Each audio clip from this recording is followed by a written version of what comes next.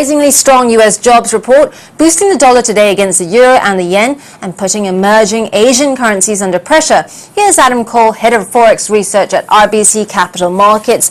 Thanks so much for joining us, Adam. Do you think markets have got ahead of themselves on this U.S. jobs report? I do, yes, in terms of the implications for Fed policy. Looking at Reuters' survey done after the payrolls were released, we now seem to be split pretty much 50-50 in terms of economists expecting the Fed to taper in March or earlier.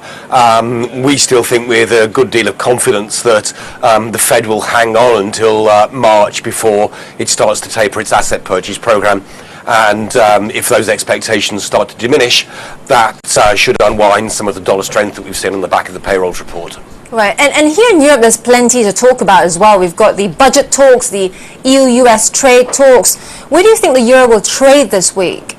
We think slightly better, partly because we think the background for the dollar is negative on that overshooting on policy expectations, and partly because we think that the evidence we see this week on the activity side, the GDP data, for instance, in the Eurozone, will show that the recovery, while it's weak, is ongoing, and that ongoing recovery results in further narrowing of risk premia, and that in itself, other things being equal, would be euro positive. So I think from both sides, the euro and the dollar side, we see scope for some small gains this week.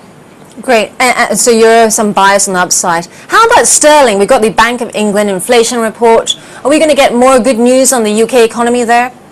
Yes, or rather we'll get a distillation of the good news that we've had since the last inflation report, and all of that coming together into one place. And bottom line, I guess, is that unemployment does look like it will hit the bank's 7% threshold more quickly than it thought back in August.